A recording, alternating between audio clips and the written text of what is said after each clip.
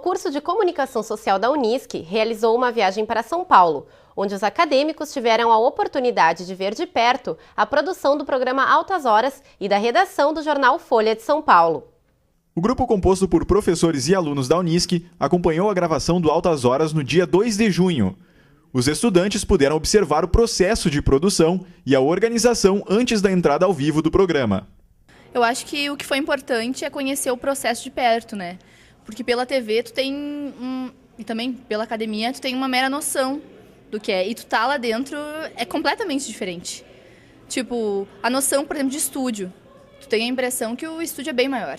Na verdade, é um jogo de câmeras, de luzes, uma ilusão do que seria o tamanho real. No tempo livre, cada integrante escolheu seu modo de conhecer São Paulo. Entre os lugares que tiveram a oportunidade de visitar, estava a Folha de São Paulo, um dos jornais mais influentes do país. Foi uma visita muito bacana, a gente conheceu os jornalistas lá, a gente conheceu a mesa de reunião deles, os pauteiros, foi uma visita muito interessante mesmo, para mim, por exemplo, que estava meio assim em relação ao que eu ia escolher, foi muito legal, eu me decidi mesmo pelo jornalismo, mas foi muito legal.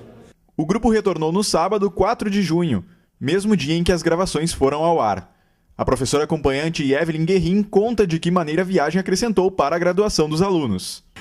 Com a viagem, os alunos conseguiram perceber a produção do programa Altas Horas, viram como todo o processo de organização. Depois, com a visita na Folha de São Paulo, na sexta-feira de manhã, a gente conseguiu também ter um processo da prática jornalística mesmo, né? E para quem não era do jornal também foi interessante, porque também a própria... A menina responsável, a Sandra, explicou também a importância da publicidade para a formação do jornal também, da Folha de São Paulo, né? Toda a importância nesse quesito, né, da publicidade. Então, acho que foi interessante nesse ponto. O inverno nem bem começou e o frio já é intenso. Mas o que fazer para prevenir as desagradáveis doenças que surgem nesta época? Confira na entrevista a seguir algumas sugestões para se manter saudável durante a estação mais fria do ano. Aos que gostam e os que simplesmente detestam o inverno. Mas a verdade é que com as baixas temperaturas vêm também as doenças típicas da estação. O pneumologista Carlos Eurico Pereira vai nos dar orientações para encarar o frio e nos manter com saúde. Olá, seja bem-vindo ao Unisc Notícias. Obrigado. Gripes e resfriados são comuns no inverno. A gente sempre tem que procurar atendimento médico ou eles podem ser tratados em casa? Bom, o mais importante é a gente saber diferenciar o que é uma gripe de um resfriado, porque isso vai nos dar a noção de quem deve e quem não deve procurar atendimento médico. A diferença básica da gripe, a gripe é uma doença que ela cursa mais grave do que o resfriado. A gripe, em geral, ela leva um pouquinho mais de tempo para se resolver do que o resfriado, e a característica da gripe é que ela tem sintomas sistêmicos, ou seja, compromete o organismo de uma maneira geral. Geralmente a pessoa costuma ter, além da dor no corpo, além da dor de garganta, dor de cabeça, tosse que pode ser ou não encatarrada, secreção pelo nariz que pode ser clara ou às vezes amarelada, e o que caracteriza principalmente é a febre. Isso diferencia do resfriado. Resfriado, geralmente ele tem sintomas mais breves e geralmente compromete mais, a gente costuma dizer, do pescoço para cima, ou seja, são sintomas que comprometem principalmente a região do nariz. Então é corrimento nasal, a coriza, a tosse seca, a obstrução nasal, e geralmente tem um mal-estar leve e passageiro. Isso é o resfriado. Resfriado geralmente dá para tratar em casa com aquelas medidas básicas, um antitérmico, um analgésico, hidratação, um pouco de repouso, enquanto que a gripe, hoje em dia, com o advento da epidemia de H1N1, tem que se ter um cuidado maior. Todo mundo que tiver febre alta de início súbito, ou seja, rapidamente com febre alta, acompanhada de dor de cabeça intensa e uma tosse seca, às vezes acompanhada, mas sem muita secreção, isso pode sugerir uma gripe H1N1. Então é importante que essa pessoa procure atendimento médico. E de uma gripe pode evoluir, por exemplo, para uma pneumonia?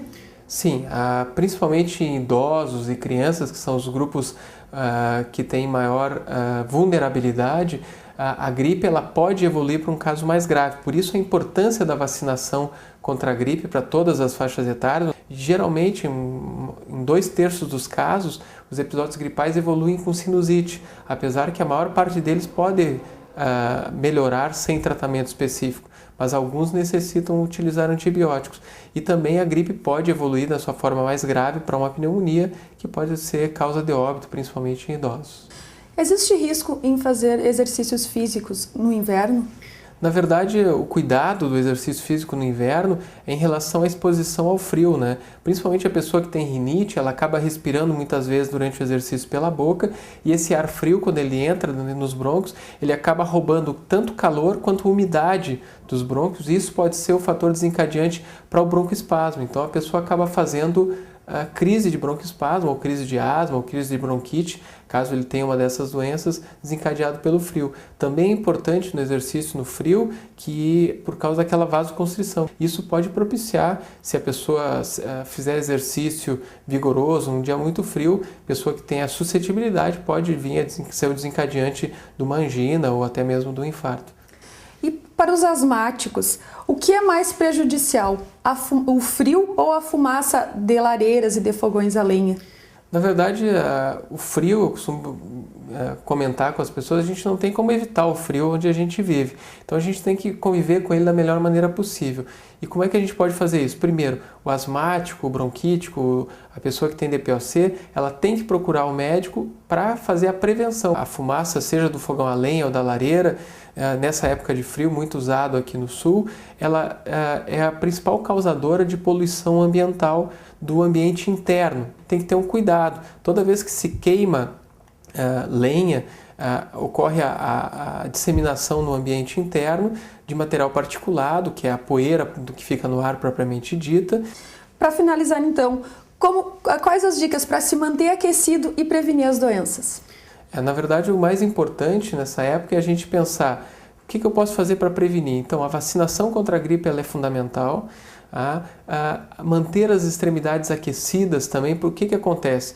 Quando o meu organismo ele acaba tendo uma necessidade de se aquecer, eu estou roubando energia do meu sistema imunológico, por isso que a imunidade baixa, porque eu sou obrigado a manter a temperatura do meu corpo estável, e para fazer isso eu estou gastando energia, então essa energia seria uma energia que eu gastaria para me defender das doenças. Então é importante, quanto mais aquecido eu tiver, mais vai sobrar energia para que eu possa combater as doenças. Então, aquelas receitas da vovó que eu costumo dizer para os pacientes, ou seja, aquecer a cabeça, aquecer bem os pés, aquecer as mãos, aquecer as extremidades, isso é importante, que ajuda também a prevenir doenças nessa época.